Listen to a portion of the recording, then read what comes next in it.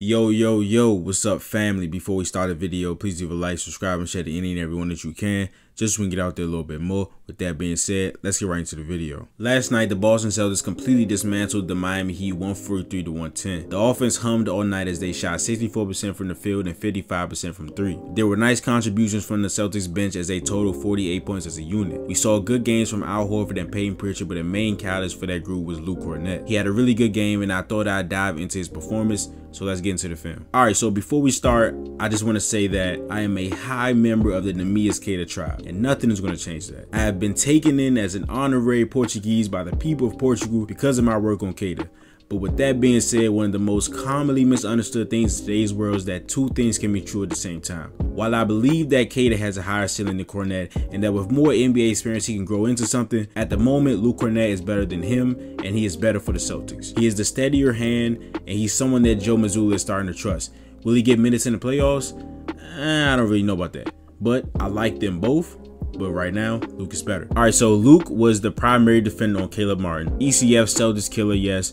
I didn't really like it when I first seen it right here, but Luke did a nice job of sliding his feet and contesting Caleb's threes when he did get them off, right? So in this first clip, you're going to see Duncan Robinson here. He's going to cut. Luke does a nice job to turn this enough for Bam to get off of that read. We go to Caleb Martin. This is why we can do this to Caleb Martin. I know he had a monstrous series last year in the Eastern Conference Finals, but for the majority of his career, he hasn't been known as a quick catch and shoot sniper. If this is a guy like Duncan Robinson, we won't be able to do this because this is too much space, and off the catch, he's shooting it right there.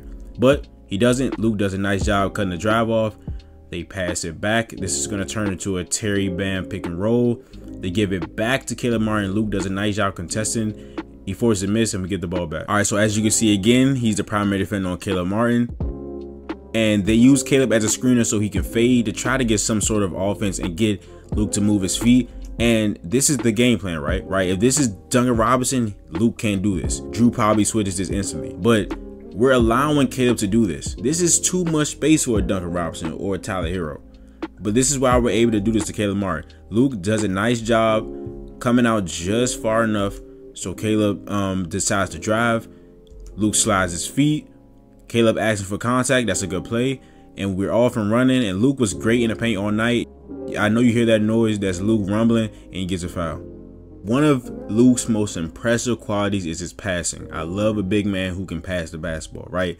So, plus, Luke is a legit 7'1", 7'2", and he's able to see over the defense. So Pritchard has picked up his dribble, right?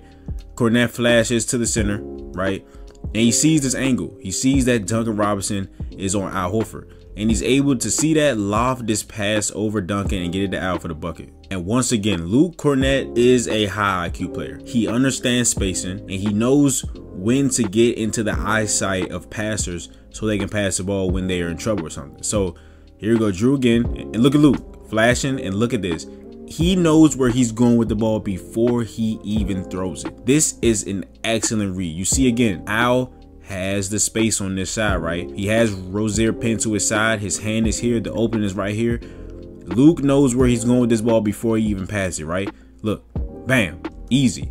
And this keeps the offense flowing. It keeps the offense moving, right? And he doesn't get the assist that he deserves, but he gets the hockey assist with the paint mid-range. All right, so this was a really important stretch in this game. The Heat cut the lead down to 16. Joe Mazzulla calls a timeout, and he comes out with a lineup of Sam, Kornet, Pritchard, Jalen, and Drew. This lineup kind of concerned me a little bit because I didn't know what was going to happen. I didn't know if the offense would flow. Jalen Brown did a nice job of running the second unit playmaking wise. And a big catalyst in that was the rolling of Luke Kornet, right? And just him being a legit 7-footer. There are some games early on in the season where I've been kind of critical of Luke Kornet, and I was like, okay, let's get some Queta minutes because sometimes Luke doesn't use his size, and he just wasn't using the fact that he's an abnormally large human. But in this game, he did exactly what he was supposed to do. He didn't do anything crazy on offense. He caught the ball and finished, and he was a tall person. He goes right to the rim. There's no need to do anything extra. He lays it up after the Jalen pass. All right, so here we go again. Same shit. Luke sets the screen. He rolls directly to the rim, does nothing extra, uses abnormally large body, and Jalen again, a beautiful pass on the lob. And once you do something 3 consecutive times, you're going to force the defense to do something else. Look at Duncan Robinson. We did not see this the first 2 times, right? Now Duncan is aware of Luke Kornet rolling. I think we still could have got this ball to Kornet if Luke just sealed Duncan Robinson. But what Luke did in those previous plays changes how they covered it.